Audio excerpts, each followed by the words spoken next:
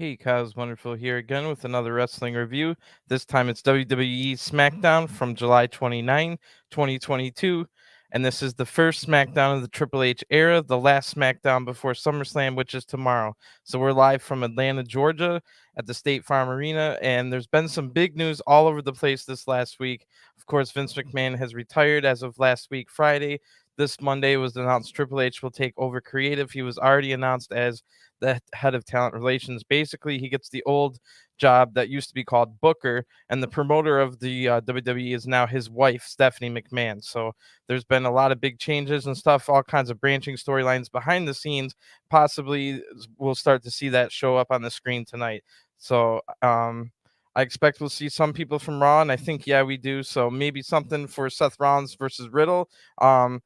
That match has been canceled at SummerSlam tomorrow. So Riddle has not been medically cleared after the attack on Raw. So there's a lot of rumors flying around whom Riddle might be replaced with. My first guess was, of course, Johnny Gargano. Other people want it to be The Fiend. So, there's about 50 to 60, 100 different names floating around who could be the mystery opponent for Seth Rollins. So it looks like it'll be just like at SummerSlam, a mystery opponent for Seth Rollins. It'll be fun. That's going to be exciting tomorrow night. So I'll definitely be here tomorrow night to cover that as well. Join me here for that one. And also, there was a lot of news going around about Max Dupree being removed from Maximum Male Models and replaced by, we saw Sophia Cromwell from NXT, now known as Maxine Dupree, take over. But no, I guess those rumors weren't true, or something happened that they came to a agreement or whatever. So we are in Atlanta tonight. I was thinking we'll see Theory in his hometown for sure, and I wouldn't be surprised if we see hometown hero AJ Styles as well. Weird that AJ doesn't have a SummerSlam match, and unfortunately no AJ Styles tonight. So AJ Styles seemingly does not have a SummerSlam match, which is just criminal. One of the best wrestlers of all time. I don't know how you can't just find AJ Styles a SummerSlam opponent. Maybe it could be AJ Styles be the mystery opponent for Seth Rollins, but that's a situation where AJ Styles might get booed in that situation because everyone's thinking it might be The Fiend, it might be Johnny Wrestling, maybe it's anybody, it could be anybody. So and for it to be AJ Styles, yes, I would be excited because then we'd get an AJ Styles match at SummerSlam, but that would be really setting them up to get booed. Anyway, already announced for tonight was Aliyah versus Lacey Evans, and I said last week when that match was announced that I'll believe it when I see it. It's been they've already announced that match twice, so this was the third time week in a row they announced Aliyah versus Lacey Evans, and shockingly, surprisingly, that match does not happen yet again. So for 4 straight weeks, Lacey Evans has been announced for a match and never wrestled in it. But I'm not a big Lacey Evans fan. I don't find her matches very exciting, so I've been fine with that. But we do get an Aaliyah match later on, and there's some interesting stuff going on. One of the things that was all I was excited about with Triple H taking power with creative is that he's already shown that he treats the women's division better. And if you've been following along with all my SmackDown reviews, you know that I really gripe about my biggest complaint in wrestling is basically the SmackDown women's division. So it's kind of looks like it's only one night, but one night into the new regime, and the SmackDown women's division is the best it's been in a year. So good stuff there. Great stuff, actually. So also announced for tonight is Viking Raiders versus the New Day, and that ends up being the last match of the night. Not the main event segment, but basically the main event match. But I thought the main event match was going to be Sheamus versus Drew McIntyre in an Irish Donnybrook match, which is also a WWE Universal #1 Contenders match with the chance to main event the first European pay-per-view in 30 years, Clash at the Castle. I thought that was going to be the main event, but nope, that's what we're going to start the night with. So let's just jump into the this week's episode of SmackDown, again from July 29th, 2022 in Atlanta, one day before SummerSlam, and the first one of the Triple H regime. So these two guys, of course, Sheamus and Drew McIntyre, always have hard-hitting brawls, so this one should be no different. Hopefully there's not too much silliness, and there is a lot of silliness, but I think it was pretty good the way they played it off. It ends up being a pretty fun match. So it's kind of hard to believe that Sheamus had any chance to win, even with the help of the Brawling Brutes and Shillelaghs, but hopefully it'll still be a fun match to watch regardless. So Drew McIntyre out first. The crowd's cheering loudly for him.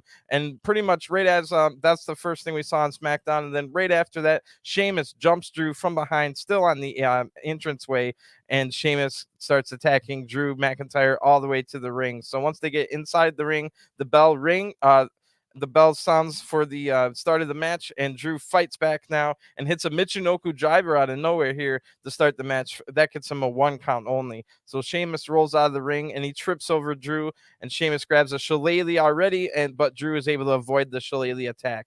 Now Drew takes control and throws Sheamus over the announce table, and the crowd chants for tables already. So Drew McIntyre listens to them wisely and gets a table. So Sheamus is able to attack from behind right as McIntyre's getting the table. So I now notice a little bit of the ring announcers. There's this little small table, like a small mini bar set to the side. There's also like kegs of like Irish whiskey or ale or something. There's a bunch of shillelaghs around. There's flags for Scotland and Ireland set up on the barricade. So they made this match look pretty cool with its surroundings for the old-fashioned Donnybrook match here. So on that little hilariously on that little bar are pictures of Sheamus's face made to look like his great grandparents. So it's just Sheamus's face photoshopped into like 1980s looking stuff. That's hilarious. So anyway, remember Sheamus had just taken control when Drew got that table out, and Sheamus now back in the ring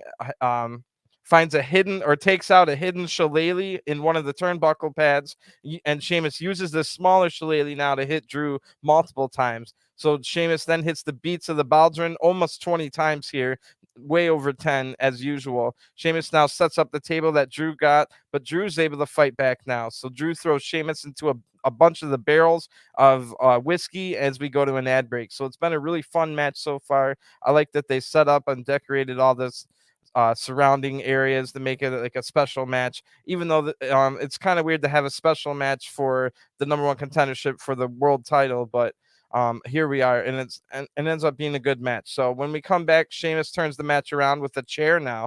Drew throws Sheamus into the ring post to buy himself a little bit of time to recover. Now Drew quickens the pace back in the ring, hitting overhead suplex, 2 of them, and then a neck breaker. Drew nips up and then throws 6 chairs in the ring, but by the time Drew gets back in the ring, Sheamus is up and throws a chair right into the face of McIntyre. That looked nasty. So Sheamus looks like he's going to hit a white noise on the pile of chairs, but Drew's able to counter this and hits the future shock DDT, sending Sheamus's face right into this pile of chairs. Sheamus somehow is able to kick out of that. That looked like a nasty shot. Now Ridge Holland comes out from nowhere and attacks Drew McIntyre. So Sheamus hits a big running knee strike to Drew's face with the help of Ridge Holland, but Drew's able to kick out. Drew now goes out of the ring and throws Ridge Holland right through that table that Sheamus set up earlier. So then we go right after that, we go to an ad break. So kind of a quick ad break after we just had the last one, taking away a little bit of flow of the match, but I guess this match never had any flow to begin with, so that's perfectly fine. It's a hardcore gimmick match with funny pictures of Sheamus made to look like his great grandparents. So it's not really supposed to have a flow to it. It's a really fun match though, and you always knew that Drew McIntyre was going to have to take out Ridge and Butch to win this match. So now he's got Ridge down, only Butch to go. So now when we come back from an ad break, Drew McIntyre's hitting punches on Sheamus up in the corner, but Sheamus reverses this, tying the Tree of Woe, and but Drew is able to sit up from the Tree of Woe position to hit a spider superplex. Sheamus gets up from this though, hits an Alabama slam for a 2 count. Now the fight spills out of the ring. Drew reverses just in time to send Sheamus head first into that bar, breaking those pictures of Sheamus looking like he was his great grandparents, which is just a hilarious statement. So then Butch out of nowhere comes flying off of a stack of the barrels to attack Drew. Then Sheamus grabs Drew, goes up to the ropes and hits a middle rope white noise that looked pretty good. Drew McIntyre's in trouble now, and Sheamus and Butch are out there. So Butch then gets a 4-foot long shillelagh from under the ring. Yes, a 4-foot long shillelagh, but Drew is able to counter the attack from Sheamus with the shillelagh, and Drew now has the 4-foot shillelagh, hits Butch and Sheamus with it, with the giant shillelagh. That's hilarious. Drew now signals for the Claymore and hits Butch right in the face with the Claymore kick, but Sheamus now hits the massive bro kick right after that to Drew McIntyre, who's able to kick out just in time. So the crowd's now chanting, "This is awesome." This match is close to 25 minutes long now. Once both men get up, Sheamus tries for another bro kick, but Drew counters it and hits a power bomb right through a table that was set up earlier. So Drew was too hurt to make the cover, but does get time to make the cover, but has time to recover. Sheamus calls over to get crawls on his hands and knees to get a shillelagh that was on the ground, but Drew hits a claymore while Sheamus was on his hands and knees, and Drew makes the cover for the 1, 2, 3. Wow. So the winner of this match and number one contender for the WWE Universal title, Drew McIntyre. What a match here. So Drew stares at the fallen Sheamus as a sign of respect, but also has the look of like, come on, man, you're tough, but quit being a coward type deal. Good acting here from Drew McIntyre to convey that message. Now, Kayla Braxton comes in the ring to interview Drew, and Drew says he wants to take the title off of a part-time champion because it would both Roman and Brock, whoever would win, would be a part-time champion. He didn't say that, but that's what he meant. So then out of nowhere, Theory attacks Drew from behind with the briefcase, and Theory reminds Drew that it won't be a part-timer with the title. It'll be him with the title at Clash of the Castles. So awesome match here. Great stuff. It furthered along that storyline with Drew showed up to Raw this week and destroyed Theory. So Theory's coming right back and reminding Drew that, yeah, it's not going to be a part-timer with the title. It's going to be me, bro. So good way to set that up. That's not the last we'll see of those two tonight. Great match overall. It lasted about 25 minutes, had a few commercial breaks, but overall was really fun. All the accoutrements and all the surroundings with the whiskey barrels and the pictures of Sheamus made to look like his great-great-grandparents from the 1900s was hilarious. So it just had like a really cool feel to it. Yeah, it's a little weird to have a gimmick match for a number one contendership match, but at the end of the day, we're just here to be entertained and have fun. It was a hard, brutal match anyway, and it had a 4-foot long shillelagh in it. So what more could you want? Really good match here, fun stuff, and we're already almost pretty much a half hour through the show where it's always all the stuff we've seen so far has been really good. So now we see a recap of Corbin attacking Pat McAfee from last week, and right after the recap, Corbin's in the crowd right behind Pat, and Corbin says he has a ticket. He's holding popcorn and a sign that has a Pat McAfee from the past with a really bad haircut, and it says the word loser under it. So Pat McAfee's all mad, of course. Corbin sits down in the crowd as we go to an ad break. So when we come back, Corbin's talking trash to Pat McAfee,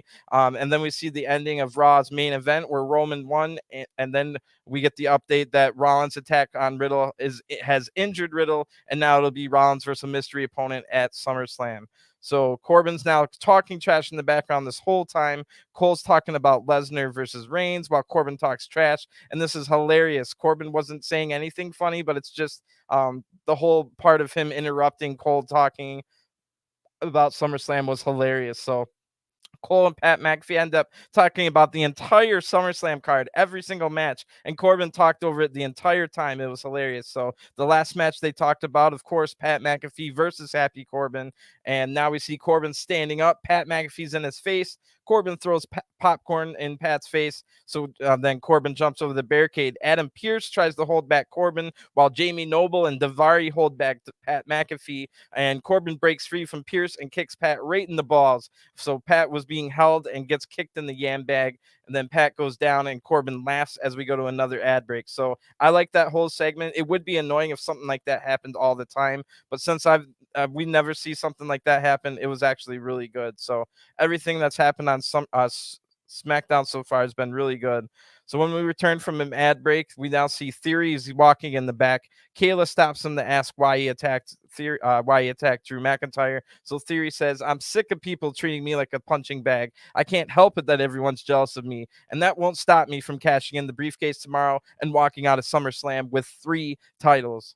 So I will beat Drew McIntyre at Clash of the Castle." So Theory walks away, but he runs into Paul Heyman. So Paul Heyman starts to tell Theory like what I can do for you. Think about it. And then we go to the ring instead. So we don't hear what Paul Heyman says, but again, he's trying to whisper sweet nothings in the Theory's ear to try and prevent him from doing his best to keep Roman safe as possible. So now, wow, nice. We go right from that to in the ring already is Shotzi.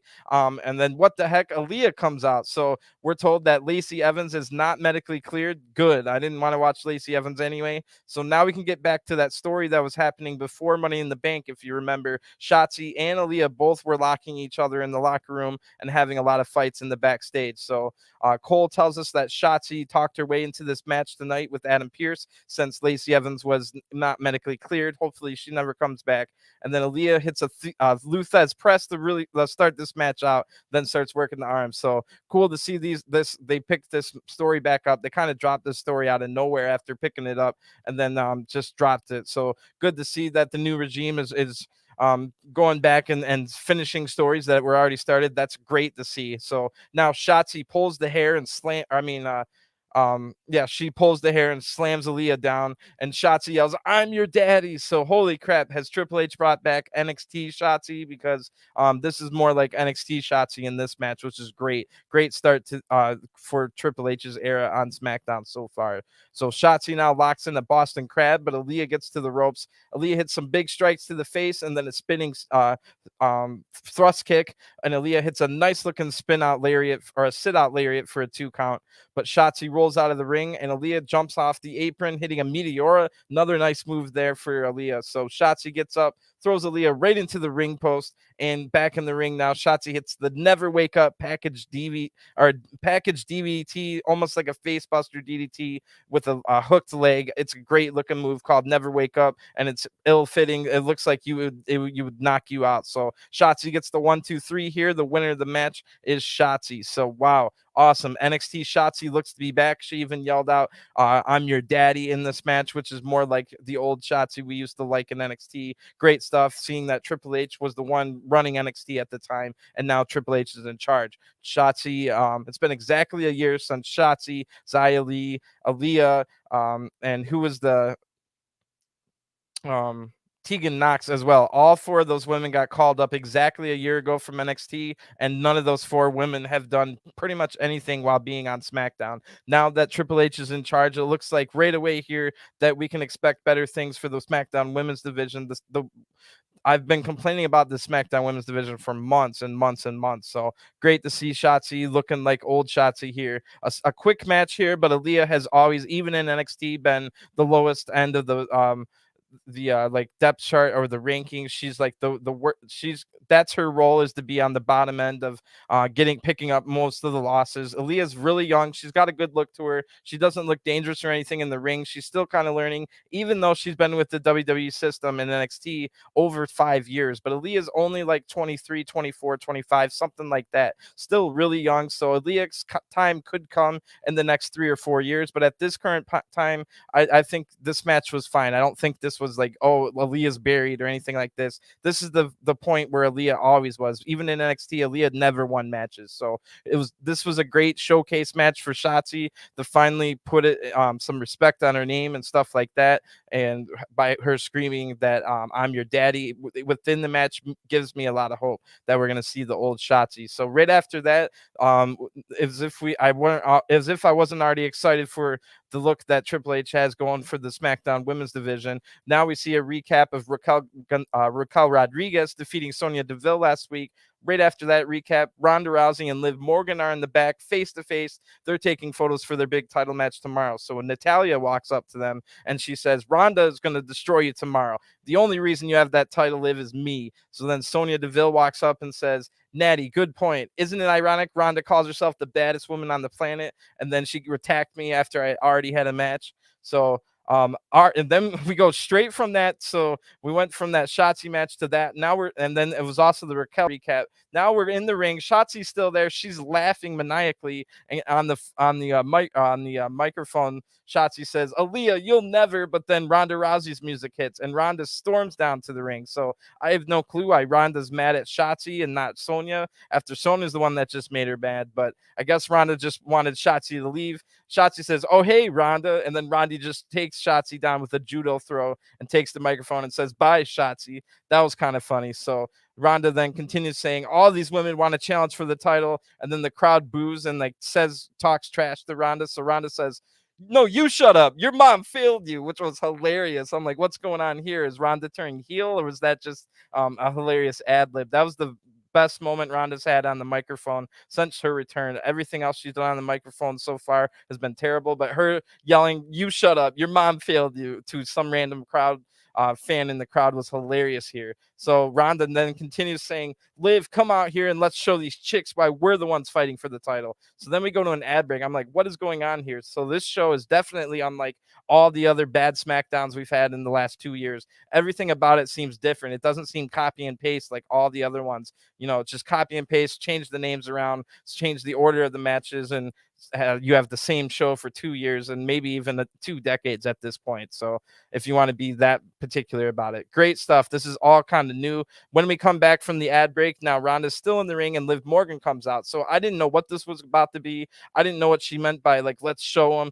but it is going to be a tag team match. So Ronda and Liv, who fight tomorrow at SummerSlam for the title, are going to have to team together here against Natalya and Sonya Deville. So that's pretty cool. I'm liking that, and I like how we just went through all these quick things to just really highlight the SmackDown's women's division. They tried to do a reboot once once Sasha Banks and Naomi left, but they still really didn't like remember they just dropped the Sonya or the Shotzi and Aliyah's storyline out of nowhere and just stopped using everybody again. So here they are trying to reboot again the women's division. So we're going to have a tag team match here. Sonya comes out first, and then she waits for Natalya to come out. So then they get into the ring together, and Natty and Ronda are going to start this match. So we start again with some great grappling. I really loved the Natty Ronda match at Money in the Bank because it was so much good amateur style technical grappling. And that's what they start with here. Natty escapes an arm attack right away, but Ronda gets a hammerlock on the arm. Natty hits a fireman's carry takeover to get out of this, gets wrist control. Ronda reverses it and gets wrist control herself. Natty flips out of this, and then Ronda hits a side slam. So great flurry. Loved that at the beginning of this match. Now Liv Morgan tags in, and of course she can't wrestle like that, so she just hits drop kicks. She hits a couple drop kicks in a row. Sonya tags in and takes control with some big strikes. Liv then counters and hits another running drop kick, and then Liv hits a running back elbow and a running knee strike because she doesn't have any moves either. Ronda now tags in, and Sonya avoids the ankle lock by rolling out of the ring. Liv and Sonya argue a little bit here, and that gets so Liv and Ronda argue for like seemingly nothing. I guess just because they have a match tomorrow, but this allows Sonya to attack Liv from behind, taking control. And now Natty tags in and they double team Liv Morgan. Now Liv Morgan gets caught for a while. She gets isolated for a long time. Natty throws Liv out of the ring, hits a snap suplex outside of the ring as we go to an ad break. Great match so far. Love, really great SmackDown so far. We had that hardcore gimmick match at the beginning. Then we had basically a squash match, but they established Shotzi as a contender finally. And now we get a great match here, a real technical match so far with the Ronda and Natty stuff. So when we come back from break, Sonya is just absolutely destroying Liv Morgan, who's caught in the wrong corner here. Sonya hits a big running knee strike for a 2 count. That was a nasty looking one. The crowd's chanting, "We want Ronda," but some of the crowd's chanting, "No, we don't." So they're definitely split on if they like Ronda or not. Natty now tags in and stomps on Liv's gut like 3 times, but Liv blocks the sharpshooter attempt right after that. Then Liv hits a code breaker and is about to tag out the Ronda, but she turns and pins Natty anyway. She decided not to tag out here, did Liv Morgan. So that only gets a 2 count on Natty. Now Liv counters Natty with a big boot, and Natty hits a nasty punch to Liv's face in response. So Sonya tags in and talks major trash here to Liv. There's a lot of intensity in this match and in the whole night as a whole. Really good intensity throughout the night. The crowd's now cheering for Liv to fight back, and Liv hits a few strikes, but Sonya hits a big kick right to her face. Liv fights through the pain, however, takes Sonya down. Liv crawls over the Ronda, but then just refuses to tag in Ronda. So Liv then gets rolled up or Liv rolls up Natty now for a 2 count, but Natty gets right up, hits a discus clothesline for a 2 count on Liv. So what is Liv thinking here? She isn't. Liv is taking a ton of damage and isn't tagging in Ronda. So Liv finally tags in Ronda after all this time, and Sonya tags in too. Ronda hits big strikes on Sonya, looks to apply the armbar, but Natty attacks Ronda from behind. Now Liv comes in and hits her Oblivion finisher on Natty, while Ronda applies the ankle lock on Sonya, who taps out right away. So your winners of this match by submission, Ronda Rousey and Liv Morgan. They stare at each other while Liv holds up the title, and then the segment ends. So that was a pretty good match. And now if Liv loses tomorrow, there's a built-in story as to why. Not only is Liv already the underdog coming into this match, but Liv went through this entire match tonight, only 24 hours before her title match, taking unnecessary damage when she could have tagged out and made her opponent take damage instead. So I don't know what Liv was thinking there. Rookie mistake potentially. And if she loses the Ronda tomorrow, she knows why, because of this decision tonight. So great women's segments all in a row here. Loved it. The best part, the Lacey Evans wasn't involved in it at all. And we even got Raquel involved in it as well from just seeing the recap from last week. So a great reboot for the SmackDown women's division. I can't wait to see what they do coming out of the big title match tomorrow night. So division I've been complaining most about in wrestling looks to be maybe getting fixed, and it's only one night, so we'll have to see how it goes in the future. But everything I love there, like I said, we even got to remind people that Raquel is a badass as well by showing that recap. So then we see at Money in the Bank when the Usos beat the Street Profits, but the shoulder was up, and that led to Jeff Jarrett being the special referee. So in tomorrow night's tag team title rematch, Usos versus Profits. Now the Street Profits come out. They've got Atlanta Falcons inspired gear here in Atlanta, and we're told that Jeff Jarrett will have a referee instructions segment with the Usos and Street Profits next, which is funny. I laughed out loud when that was said, because I guess it's way different than a contract signing or whatever else we normally get. So again, with the whole theme of different things that we normally don't see on SmackDown or Raw tonight. So after the commercial break, the Usos come out. They're holding all the gold here. And then we get Jeff Jarrett's music in SmackDown 2022, like Jeff Jarrett's music from 1995. This is just so hilarious to me. So Jeff Jarrett comes out. He's got a cut off referee shirt, and Jeff Jarrett gets in the ring and says, "I've got some words for you. I thought I'd give you a good idea for us to get together.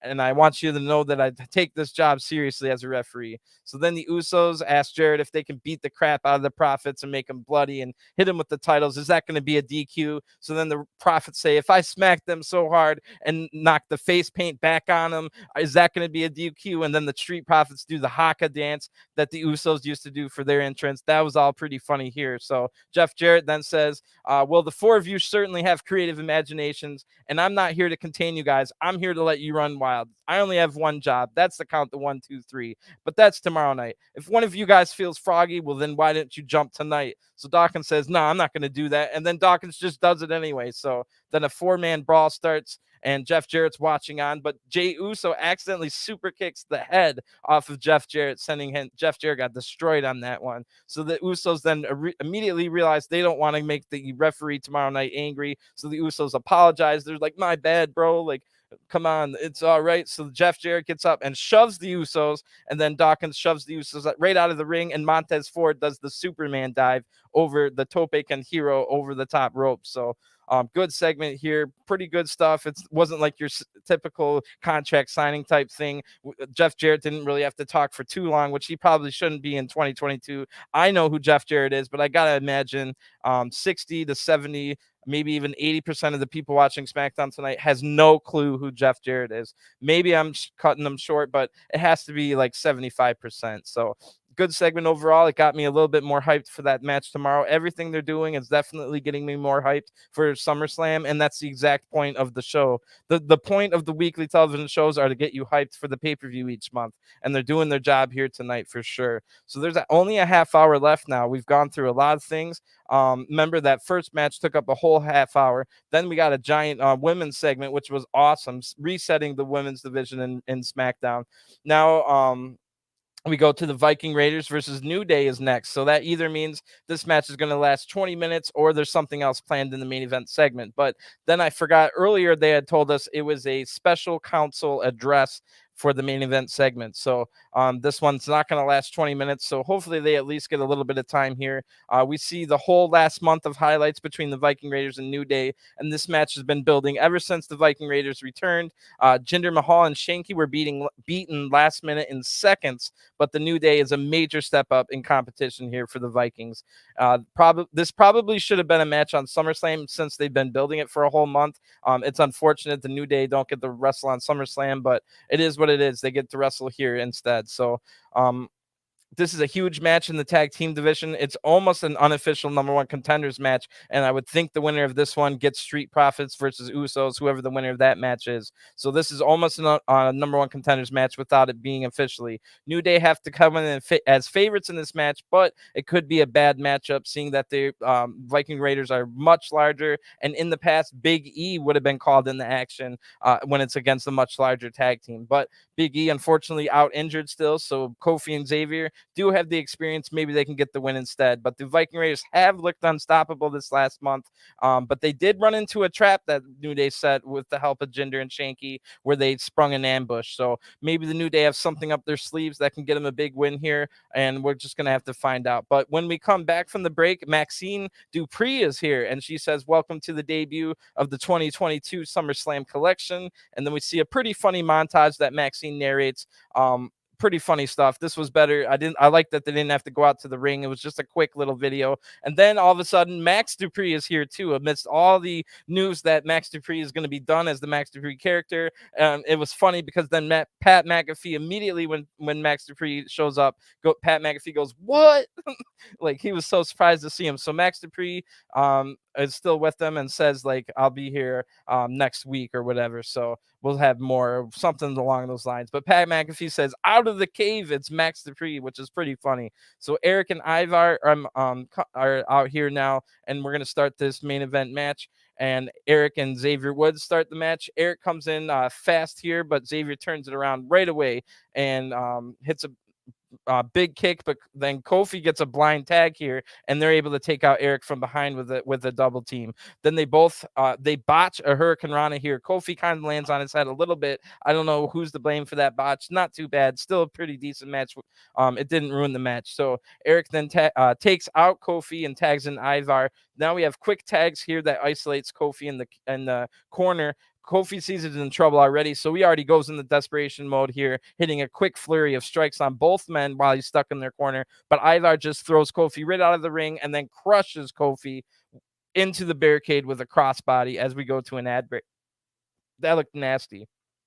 So when we come back, Kofi's still in trouble, and Ivar has a chin lock in the ring, and Kofi fights out, but Ivar keeps control with some big strikes here. Kofi's in desperation mode again, so he hits the SOS, one of his old finisher, one of his setup moves now, and Kofi's able to tag in Woods after this. So Xavier Woods comes out. He takes out both Viking Raiders using his speed and agility.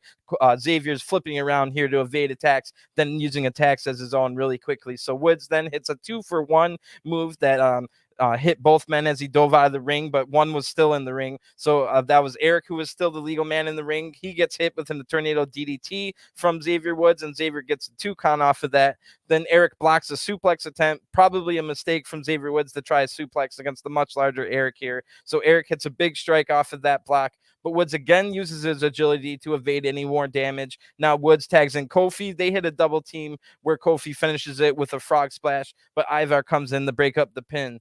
Kofi then throws Ivar out of the ring, but Erik hits a nasty knee to the face to Kofi. Ivar now tags in, and he hit a double team stomp and then a double team power bomb for the 1, 2, 3. Wow. I must ask, what happened to Xavier? Where was he on that one? So anyway, the winners of this match by pinfall, the new vicious Viking Raiders, and these New Days somewhat, you could say, got destroyed.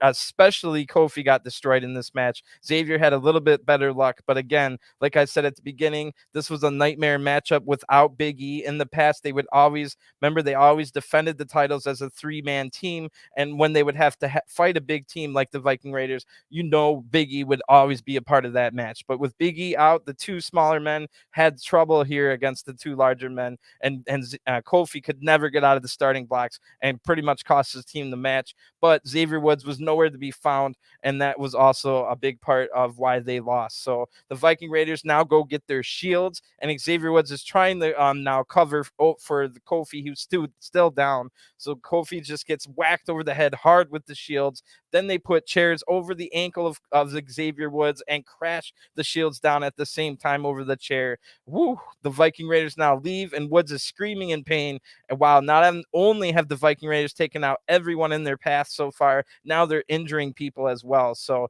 whoever wins the tag team titles, Usos or Profits at SummerSlam, better keep the eye on the Viking Raiders. Better keep an eye behind them and all sides, because you never know where they're going to attack.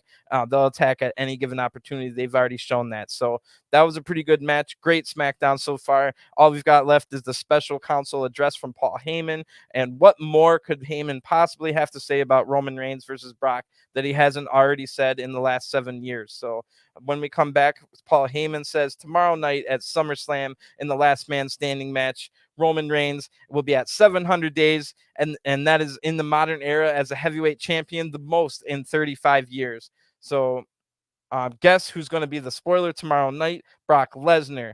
Over my dead body, Roman Reigns will get the 10 count and will get rid of Brock Lesnar once and for all. So that's the cue to hit Brock Lesnar's music, and Brock Lesnar comes out unannounced, not scheduled to be here tonight. The crowd goes absolutely wild when Brock Lesnar comes out. Paul Heyman looks scared. Brock Lesnar looks absolutely jacked. Lesnar circles around the ring laughing as he stalks Heyman, and then Brock gets right into the ring in Heyman's face, and then Theory out of nowhere hits Brock from behind with the briefcase a couple of times. Brock just shakes the pain off and then absolutely destroys Theory yet again, sending Theory right to Suplex City. Now Theory turns to leave, but Drew McIntyre out of nowhere hits a Claymore on Theory's face, and then Drew stares down Brock as SmackDown ends. So wow, perfect way to end SmackDown. If you don't have the champion there, you get to end with the number one contender tomorrow night, the number one contender next month, and the briefcase holder all in the same segment. You don't know who's going to be fighting who. It could be any one of 3 champions for Drew McIntyre to fight at Clash at the Castle. So that's really cool how they ended here. It's really a question mark as to who it might be. I have no clue. I mean, you would have to, if I had to put money on it, I would say Roman Reigns is the one that walks in the Clash at the Castle with the title, but you never know how it's going to shake up. I would love to see. It's not like Theory's my favorite of all time, but the nuclear heat and the crowd would boo so much the stadium might fall down. Could you imagine if Theory walks out tomorrow with 3 of the 4 singles titles, and he would be the WWE Universal US champion. So could you imagine the boos that would shake the stadium to its very foundation? Like I said, I'm not like the biggest Theory guy. That's not why I want that, but that would be the most interesting outcome tomorrow night, would be Theory to somehow sneak away with a win against Lashley to get the US title, and then somehow Theory sneaks away with the briefcase cash in and both titles for 3 titles to end SummerSlam. Could you imagine if that's what we go off with on the air tomorrow night? I think that would be hilarious. So we'll have to wait and see. Tomorrow's going to be great. I'll be here to cover it as soon as it goes off the air. Of course, I'll be here pumped up for whatever happens. There should be a lot of good matches. Really looking forward to Bianca versus Becky. I hope it doesn't only last 25 seconds. It should be great if it doesn't. If it does, that's not going to be great, obviously. So Bianca versus Becky, it was always one of the most matches I was looking forward to. The other one I was looking forward to was Seth Rollins versus Riddle. That one's not going to happen anymore, but now Seth Rollins has a mystery opponent. Like I said earlier, if it ends up being like AJ Styles, personally, I would love that AJ Styles would get a SummerSlam match because he deserves a SummerSlam match, but potentially AJ Styles will get booed because people want it to be like Johnny Gargano or The Fiend or any number of people. And if it was AJ Styles, the crowd's going to boo if it's going to be AJ Styles as the mystery opponent. So hopefully they can find a different way to maybe get AJ Styles on the card tomorrow, because it's ridiculous that AJ isn't on SummerSlam. So that's what makes me think just maybe it will be him versus Riddle, but versus Seth Rollins, but I would really hope that wouldn't happen because the crowd might boo AJ Styles, and AJ wouldn't deserve that. So that's going to be one of the more intriguing things. We've got a lot of like question marks and mystery going into tomorrow. Is who's gonna one of three people gonna walk out with the titles? Is Theory gonna successfully cash in, fail to cash in, never cash in at all? Is Dolph Ziggler gonna be his partner? Is Dolph Ziggler gonna cost Theory from being able to do the stuff? And then we've also got the whole thing that I was just talking about as well. So really good stuff. We don't know what's going to happen. Maybe we'll see like the return of Sasha Banks and Naomi. You'll never know what's going to happen tomorrow. So it's a new era. We can see the light at the end of the tunnel. If you watch SmackDown tonight after watching every other episode, every minute of episodes from the last 2 years, you know that this was a different SmackDown. This was a different WWE product we watched tonight. Just look at that women's segment alone, where we went from back to back to back to back women's segments, where we touched on every single woman in the entire roster. We talked about Lacey Evans, even though she wasn't here. Oh, she's medically not cleared, blah, blah, blah. We talked about Raquel, even though she wasn't here. Look at Raquel beat Sonya last week. And then we had every other woman on the roster other than maybe Sonya, not Sonya Deville, but Shayna Baszler was like the only SmackDown woman, and Xia Li that wasn't mentioned in the entire big block. So I love that we got the basically reset the women's division on SmackDown, which was desperate for a reset. It looked like we got the old Shotzi back, the NXT Shotzi that yelled like "I'm your daddy" and stuff like that. The stuff that actually made her cool. She was neutered of all those things. Remember, they took away her tank at one point pretty early after coming up the summer.